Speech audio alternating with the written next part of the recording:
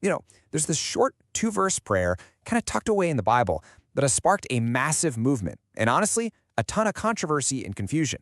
So in this explainer, we're going to unpack what this prayer is, why everyone's talking about it, and what really makes it so powerful. And the story starts in, well, the most unlikely place you could imagine. Not in some famous story or a book of wisdom, but it's hidden in a section that, let's be real, most of us just skip right over. And this has led to two totally extreme views, right? Some people treat it like it's a magic spell, a spiritual ATM you use to get stuff from God. And then others just write it off, saying it's selfish and materialistic. The truth, as we're about to see, is way more interesting than either of those. Okay, so to really get this, we have to start with its bizarre location. It's truly a classic case of finding a hidden gem where you'd least expect it. The Prayer of Jabez is sitting right there in 1 Chronicles, smack in the middle of 9 chapters of genealogies. I mean, we are talking endless lists of so-and-so was the father of so-and-so. And then, all of a sudden, for just 2 verses, the narrator hits the pause button to tell this one guy's remarkable story. The fact that the author stops everything right here, that should make us sit up and pay attention. I love this analogy because it's perfect. Finding this story here is just completely unexpected. I mean, out of the thousands of names listed in these chapters, only Jabez gets this special shout-out. The author clearly wanted us to lean in and see that something incredibly important is going on here. Okay, next up, to understand the prayer, you first have to understand the man. And the biggest clue is hidden right in his name. So in ancient Israel, a name wasn't just a label like it is for us. It was a declaration of your identity, your destiny. And Jabez, well, he got a terrible one. His name, Jabez, comes directly from the Hebrew word for pain, atzav. His own mother named him pain, probably because of a really difficult birth. Can you imagine carrying that weight around every single day of your life? Now check out this brilliant wordplay in his prayer. It's incredible. Jabez asks God to keep him from harm. That's ra'ah, so that it won't bring him atzav, pain. He's literally using the root word of his own name and asking God to make his life the exact opposite of the identity he was given. It's such a clever, daring request. So here's the crucial point.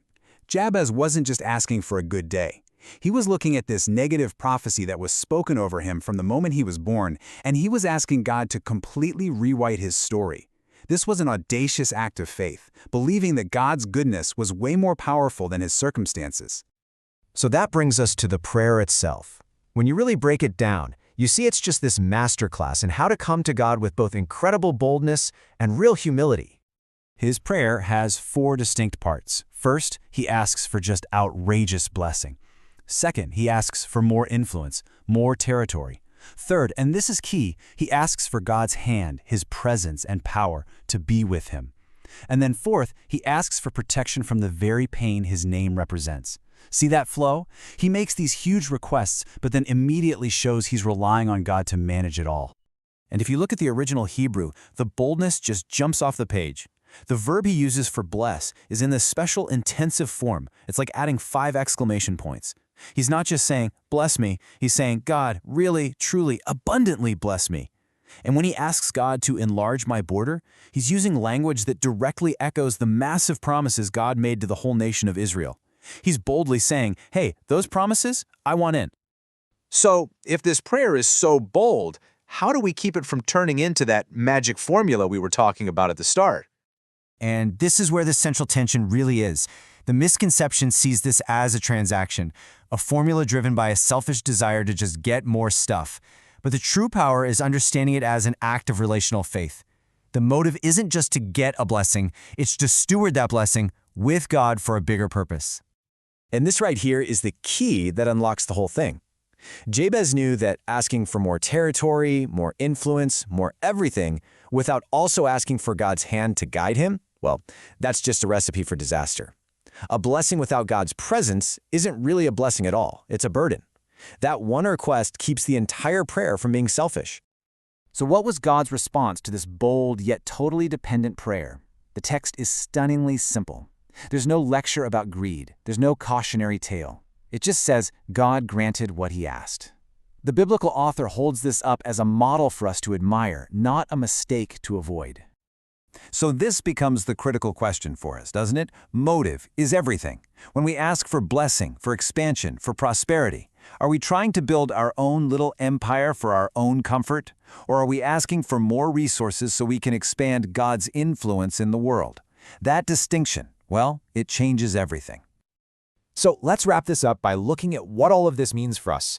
How can we adopt this same posture of faith today without falling into that whole magic formula trap? It means praying with purpose. Instead of just, God, make me rich, it's, God, bless my business so I can create more jobs and be generous. It's praying for resources to support causes that truly matter. It's asking for a bigger platform to be a voice for good. And it's boldly asking God to break the cycles of pain that might have defined your family for generations. So the key, the real power, is this incredible combination. The Prayer of Jabez teaches us to have a bold, audacious faith that truly believes God is good and wants to bless us. But, and this is huge, it has to be paired with a deep, humble dependence that says, I can't do any of this without your presence and your guidance. Ultimately, the story of Jabez is just so inspiring.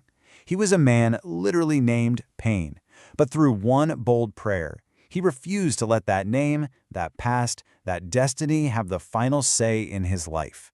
He chose to believe in a God who could write a much better story. And that leaves us with a final question to really think about. What label, what past hurt, what pain in your own life have you just accepted as your destiny? And what might happen if you, like Jabez, had the audacity to ask God to completely redefine it for your future?